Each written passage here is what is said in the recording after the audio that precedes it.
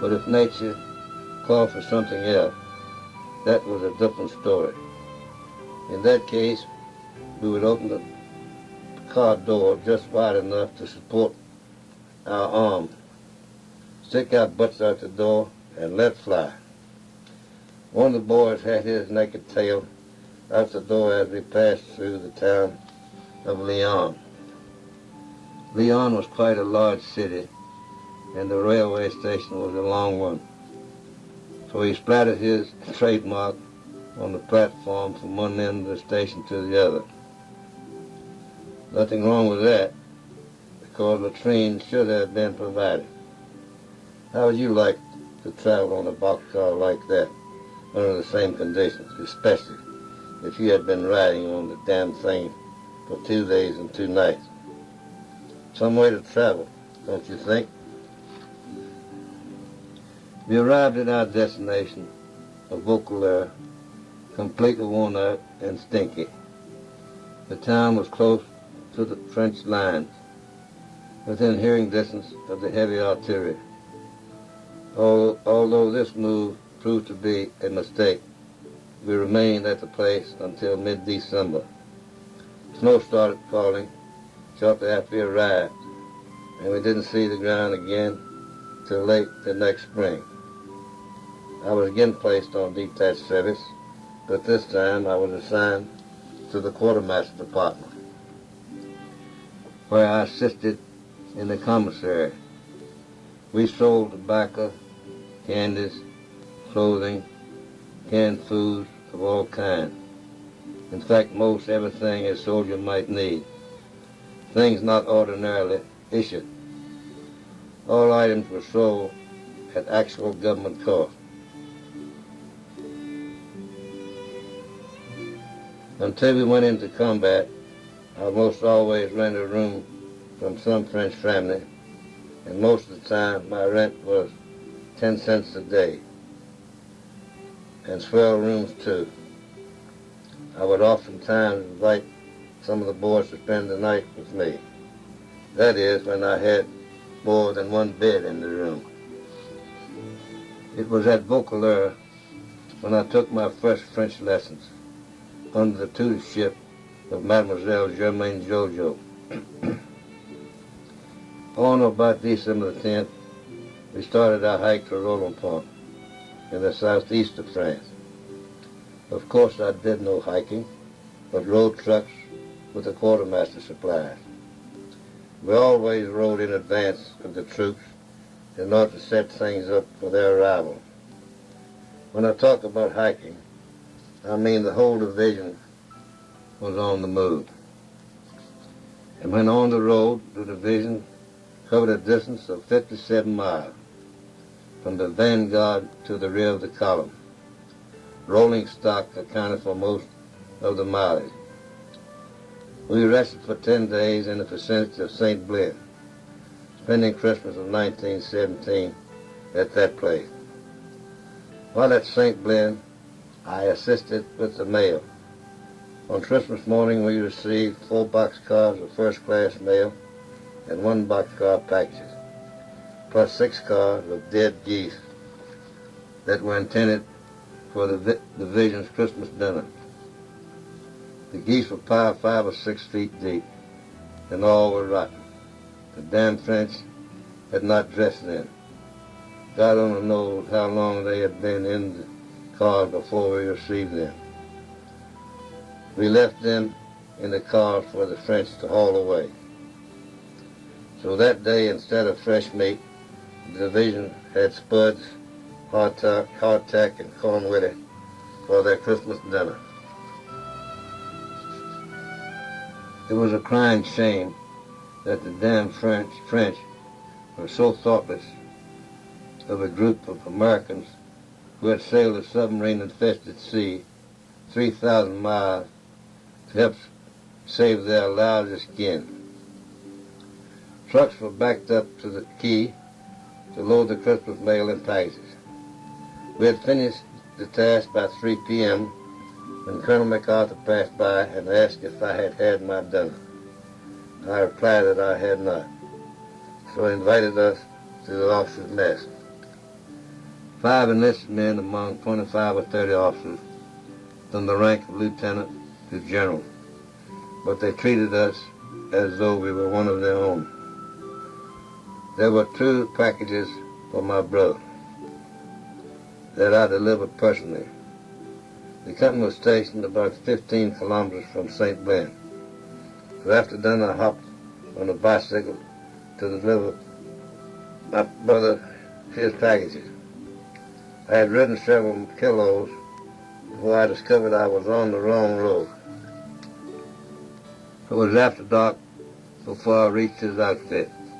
I shut the breeze for a while, loaded the bike on a truck, and headed back to St. Blaine. We were on the move again shortly after Christmas, this time headed for Rolling Pond. I made the trip in 1 day by truck, but it took the division about 10 days to make the hike. We were in business again when the troops arrived.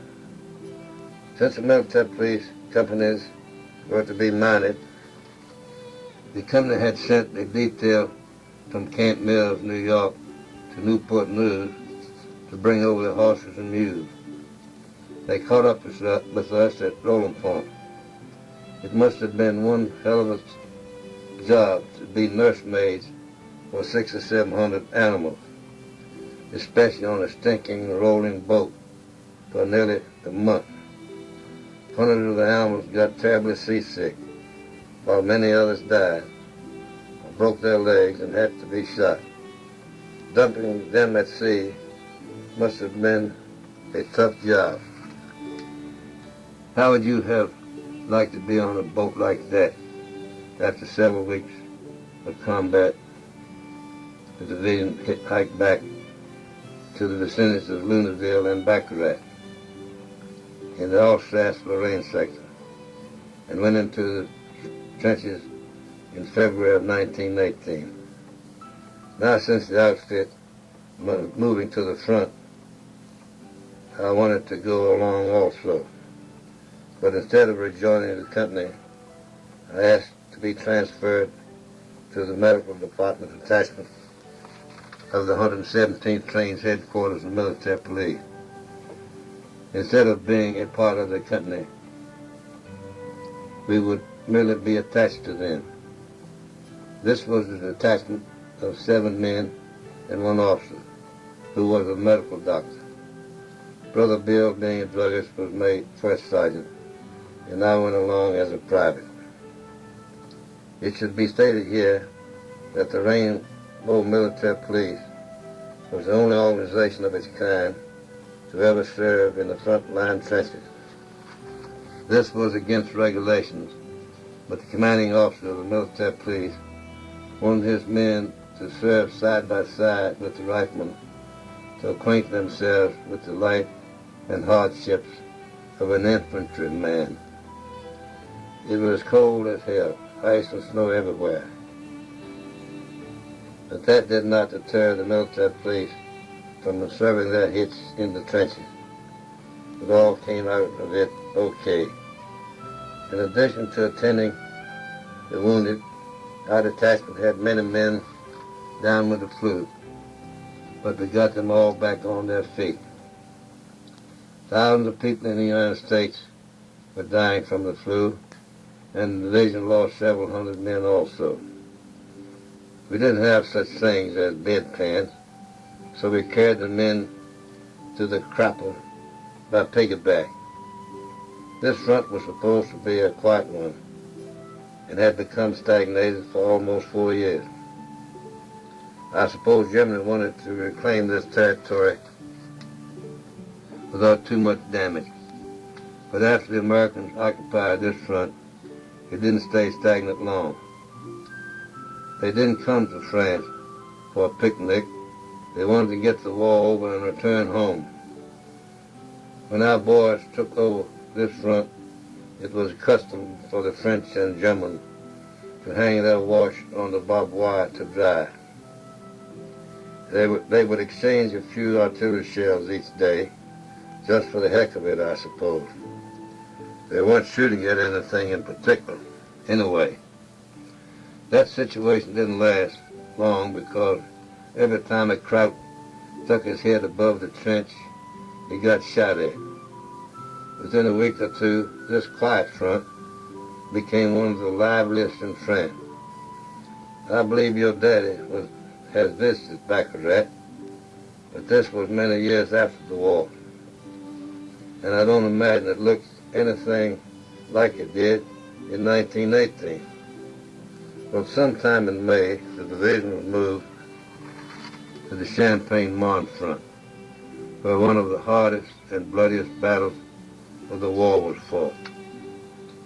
I will try to explain this action on that front on the other side of this tape. So if you are still interested, turn the tape over to the other side and begin anew. Hold on just a second. I just returned from Roanoke, where I went to have my eyes examined, and while there I learned that 6 more of the buddies of my company had died. All 6 attended the last meeting we had last April, that is April of 1974. It's a shame to learn each day that 1 or 2 more of the buddies have gone. It won't be long now until we've all passed away.